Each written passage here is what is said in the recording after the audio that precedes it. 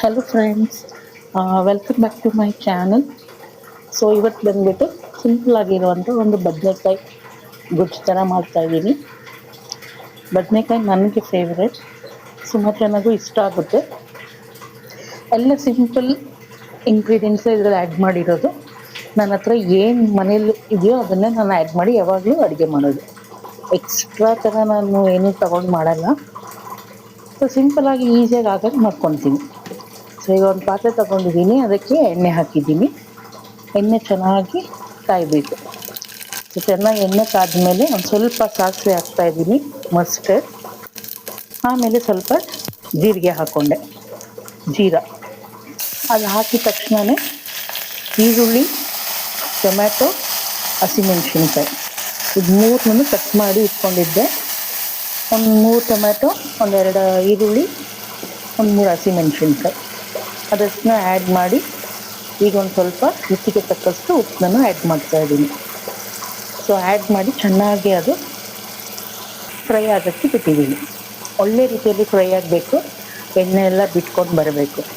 So ಅಂಥ ಟೈಮಲ್ಲಿ ನಾನೀಗ ಶುಂಠಿ ಬೆಳ್ಳುಳ್ಳಿ ಪೇಸ್ಟನ್ನ ಆ್ಯಡ್ ಮಾಡ್ತಾಯಿದ್ದೀನಿ. ಸೊ ಆ್ಯಡ್ ಮಾಡಿ ಹಾಗೆ ಸ್ವಲ್ಪ ಹೊತ್ತು ಫ್ರೈ ಮಾಡ್ತಾಯಿದ್ದೀನಿ.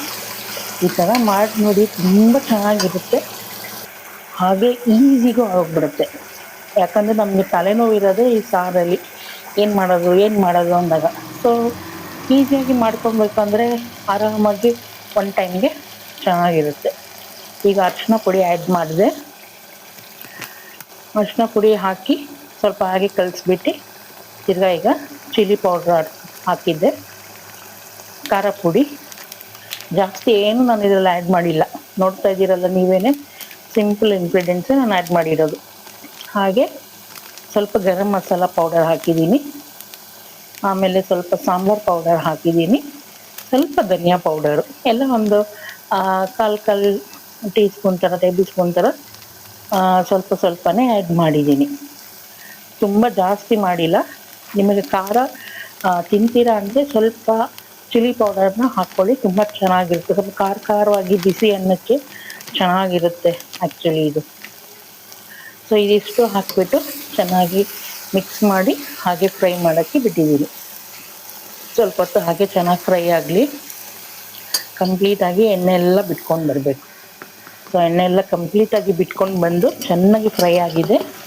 ಈಗ ನಾನು ಕಟ್ ಮಾಡಿ ತೆಗೆದಿದ್ದು ಬದನೆಕಾಯಿನ ಆ್ಯಡ್ ಮಾಡಿದ್ದೀನಿ, ಬ್ರಿಂಜಾಲ್. ಸೊ ಬದನೆಕಾಯಿ ಎಲ್ಲ ಆ್ಯಡ್ ಮಾಡಿಬಿಟ್ಟು ಹುಣಸೆಹಣ್ಣು ಹಾಕಿದ್ದೀನಿ. ಹುಣಸೆಹಣ್ಣು ಅಂದರೆ ಇದು ನಮ್ಮ ಕೇರಳ ಸೈಡ್ ನಾವು ಇದು ಮೀನು ಸಾರಿಗೆ ಯೂಸ್ ಮಾಡ್ತೀವಿ, ಕೊಡಂಬುಳಿ ಅಂತ ಹೇಳ್ತೀವಿ. ನಿಮ್ಗೆ ಇದು ಇಷ್ಟ ಇಲ್ಲ ಅಂತ ಅಂದರೆ ನಾರ್ಮಲಾಗಿ ನಾವು ಎಷ್ಟು ಮನೇಲಿ ಯೂಸ್ ಮಾಡ್ತೀವಲ್ಲ ಹುಣಸೆಹಣ್ಣು, ಅದನ್ನು ಒಂದು ಸ್ವಲ್ಪ ಒಂದು ನಿಂಬೆಹಣ್ಣು ಗಾತ್ರದಷ್ಟು ತಗೊಂಡು ಆ್ಯಡ್ ಮಾಡಿ, ಅದು ಇನ್ನೂ ಚೆನ್ನಾಗಿರುತ್ತೆ ಟೇಸ್ಟು. ಅಂದರೆ ನಾವು ಇದನ್ನು ಜಾಸ್ತಿ ಯೂಸ್ ಮಾಡೋದು. ಸೊ ನಾನಿವತ್ತು ಆ ಹುಣಸೆಹಣ್ಣೆ ಹಾಕಿದ್ದೀನಿ. ಹಾಕಿ ಎಷ್ಟು ಬೇಕೋ ಅಷ್ಟು ನೀರು ಆ್ಯಡ್ ಮಾಡಿ ಚೆನ್ನಾಗಿ ಕುದಿಯೋಕ್ಕೆ ಬಿಟ್ಟೆ. ಲಾಸ್ಟ್ ಫೈನಲ್ ಟಚ್ಚಲ್ಲಿ ಕೊತ್ತಂಬರಿ ಆ್ಯಡ್ ಮಾಡಿದೆ. ಸೊ ತುಂಬ ಚೆನ್ನಾಗಿ ಬಂದಿತ್ತು ಗೊಜ್ಜು, ಚೆನ್ನಾಗಿ ಬದನೆಕಾಯಿ ಚೆನ್ನಾಗಿ ಬೆಂದಿತ್ತು. ಅದು ಬಿಸಿ ಬಿಸಿ ಅನ್ನಕ್ಕೆ ಹಾಕ್ಕೊಂಡು ತಿನ್ನಬೇಕಂದ್ರೆ ಸೂಪರಾಗಿರುತ್ತೆ. ನನ್ನ ಚಾನಲ್ನ ಸಬ್ಸ್ಕ್ರೈಬ್ ಮಾಡಿ, ಲೈಕ್ ಮಾಡಿ, ಶೇರ್ ಮಾಡಿ, ಕಮೆಂಟ್ ಮಾಡಿ, ನನ್ನ ವೀಡಿಯೋಸಿಗೆ ಪ್ಲೀಸ್ ಸಪೋರ್ಟ್ ಮಾಡಿ. Thank you.